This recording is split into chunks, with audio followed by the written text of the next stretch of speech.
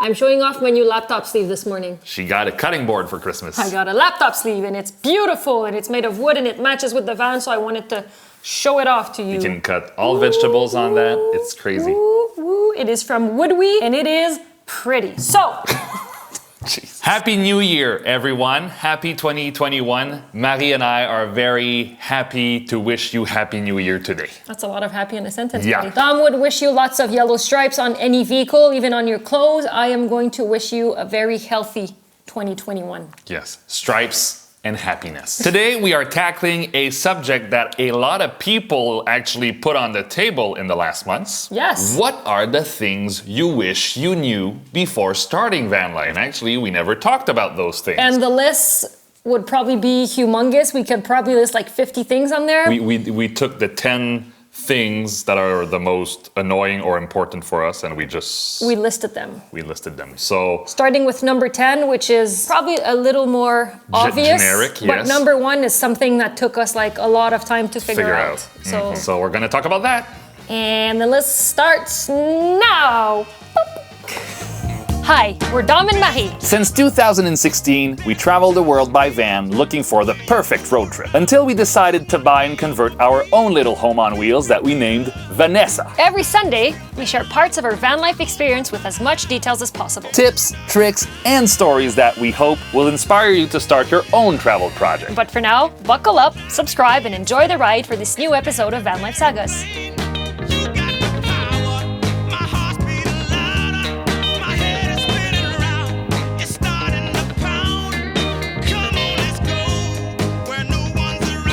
Number 10, van life is not welcomed everywhere. And that is something that we learned the hard way this summer when we went to 2 different areas, one spot in Quebec and one spot in BC. We were there and we did not feel welcomed at all. No, because of past episodes where van lifers take a lot of space in public places, or they don't, respect the community, they don't pick up their trash, they're loud, they drink beer or whatever. Rules and regulations started to appear in some of the Canadian cities we visited. And unfortunately, whether you're a good van lifer or a bad one, let's put it that way, cities don't care. No. They're gonna tell you to leave. Yeah. And we wish we knew that before starting, because sometimes it's a bit awkward. So our tip regarding that point would be respectful of others, of the place you are visiting, and Make sure be you're conscious and be informed before you get to a place where van lifers are not welcomed.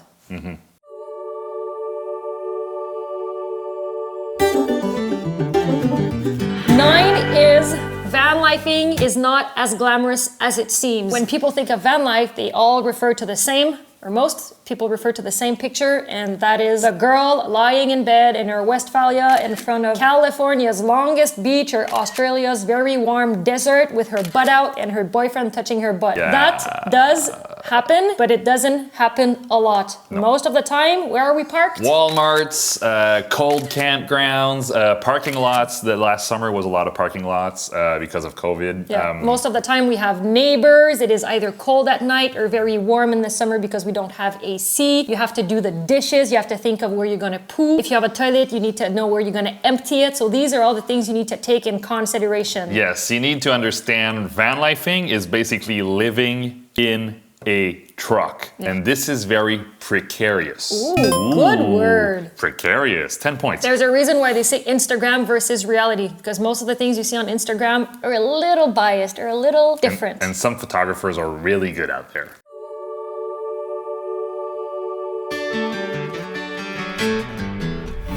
I would like to say that pooping is a really personal activity.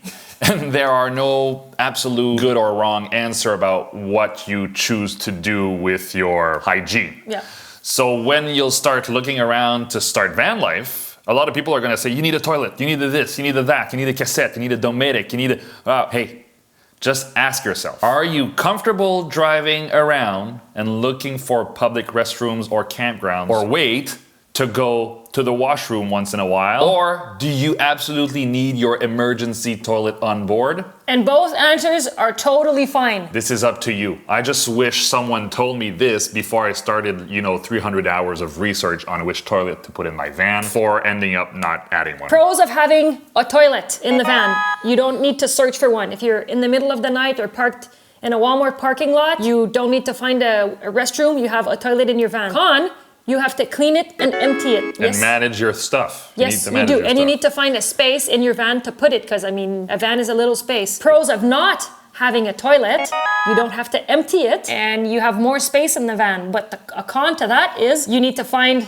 a place to poo. Sometimes when we're driving, we need to find a toilet, look for a toilet, or you need to be very comfortable doing it outside. So it is very personal, it is up to you, and forget what people say. It's very divisive. So what we did is we don't have a toilet and we are comfortable with it. And if you want to know more, you can see it in the hygiene video that is going to pop up right here.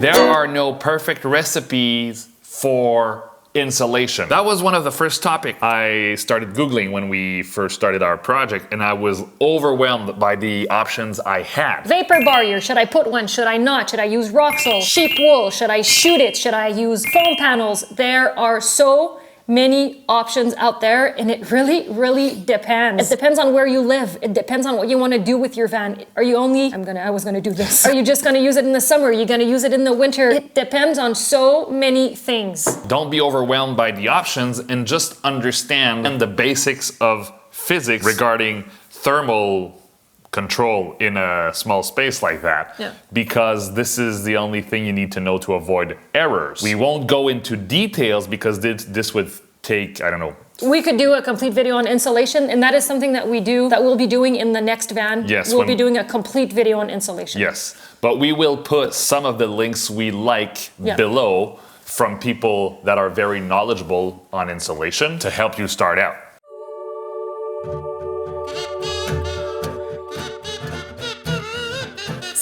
Showers can be hard to find. As you may know, we do not have a shower in our van. We don't regret it, and we probably wouldn't have one in another van. But that said, when we need to take a proper shower, because we do wash ourselves every night with a cloth, you need to look for it. And you need to plan accordingly, because especially during COVID, the places where we'd usually shower were closed. I'm talking public showers, I'm talking gyms, campgrounds, truck stops, some of them were closed. So you just need to plan accordingly and know that you might have to drive 20 minutes to get to a shower. Or what we do, and you can see that in the hygiene video again, we have a portable shower, so we just fill it up with water. It is black, we leave it outside and the sun will heat it. We can take a shower at night. There you go. And that is easy, but yeah, just plan accordingly if you want to take a shower. Boop, boop, boop.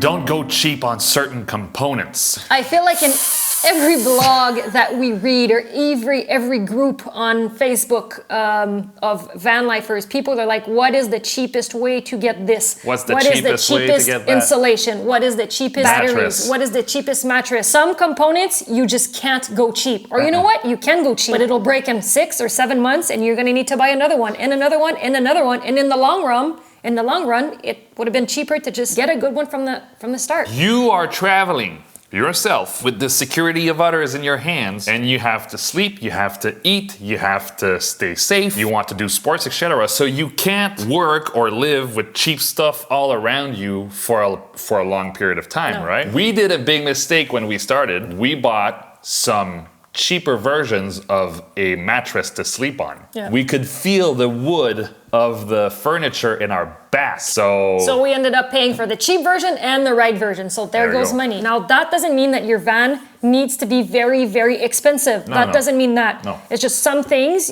you can't be cheap on the components, and be aware of that.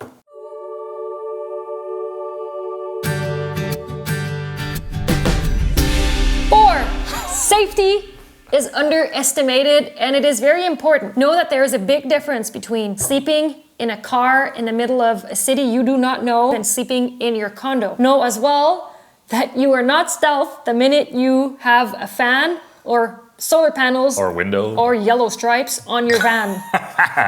So these are things that you need to take in consideration. Does it mean van life is unsecure and unsafe? No. Not at all. What we do is what we call, or what Dom calls, a safety protocol. That is something that we just think about every time we go to bed. Yeah, we just try to have a few steps in mind if something goes wrong. It's the fan. Yeah, so we need to know where the keys are at all times. The van needs to be ready to take off in seconds. We always know our surroundings. We try to park near, public places or lights or, places we know. We have a pepper spray just in case, but we never used it. That's it. Doesn't need to be super, elaborate. You just need to have a plan if something goes wrong, and that's it. Don't get caught off guard without any idea of what's going on.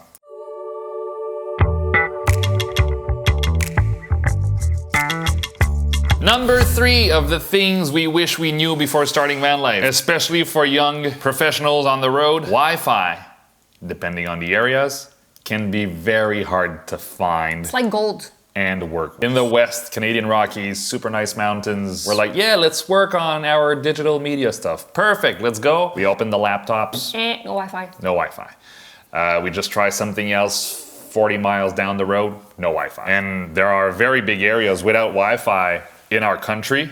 Maybe less in the United States, but I'm pretty sure still. Oh, I'm sure like in Colorado and Utah, in the deserts, you probably have a hard time finding Wi-Fi. So Wi-Fi or 4G can be hard to find in North America. Yeah. And you need to be aware of this because it can literally scrap your workday or make people very angry when they need stuff to do online. And I know we see a lot of, digital nomads doing as if everything was okay, but before working, they had to plan where they were about to work because they need connection. There are solutions for that. We have a WeBoost, which is a signal booster for your van. So let's say you're in an area where signal is very weak, well, you can still work. Otherwise, you have to plan accordingly. You need to spot, strong connections in cities, and you need to park there for a day if you want to work. Otherwise, you're gonna have to make do with the connection you have in the area you visit. Yeah. So if you're a professional or working from the road, if you want to be very, very, very secluded, far from a city, perfect spot in front of the water and the glacier, you might not have Wi-Fi. So something you might want to think about.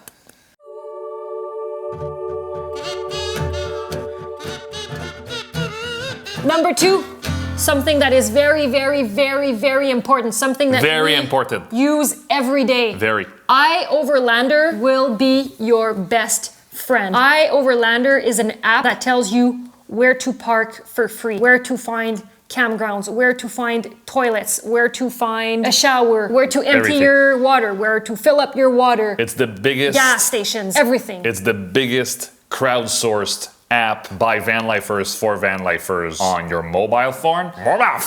On your mobile phone, and it's going to answer a lot of questions very, very quickly. And it's also very helpful for us in the East because when you look at North America's map, you can see that all the federal lands in the United States, for example, are all out west. So iOverlander has a lot of options for people out west, but out east, things get a little bit different because the land is divided differently, and there's fewer options. So iOverlander becomes very handy when you're in a region like Quebec, for example, where you want just very precise recommendations on what to do where and what to avoid.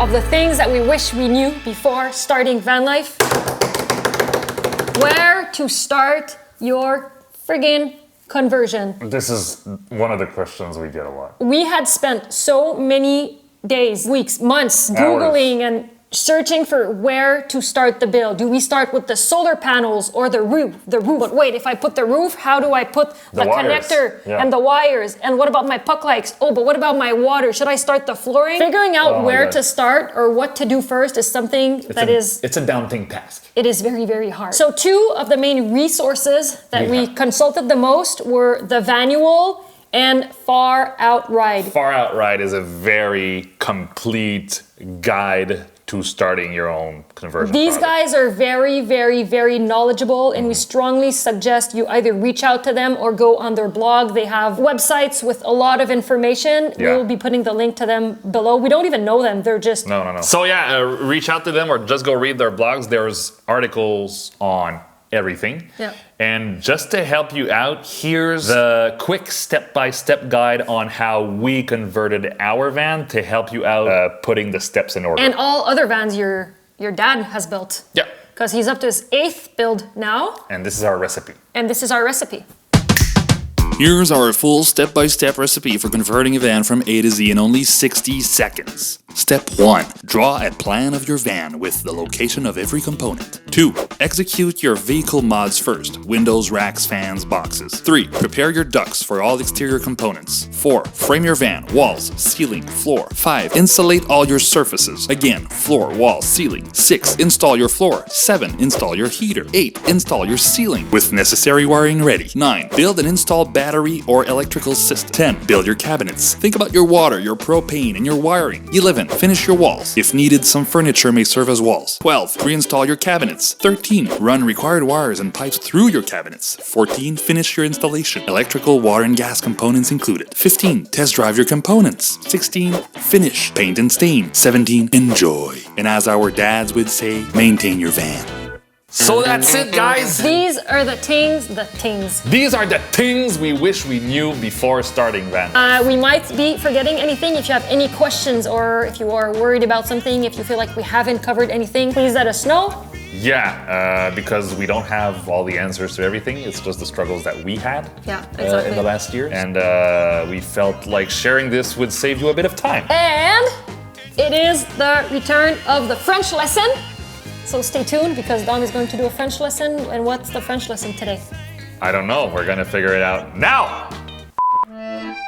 French lesson number 34. Je ne tiendrai pas mes résolutions. I won't keep my resolutions. Je is for the pronoun I. Ne tiendrai pas is the classic French negative form. Ne pas, as you've seen before. Tiendrai is the future tense for tenir, to keep. Mais is for my, and resolution is for résolution. It's the exact same word in French and in English. And for my part, I won't keep my resolutions because I like eating the popcorn too much and the popcorn is delicious.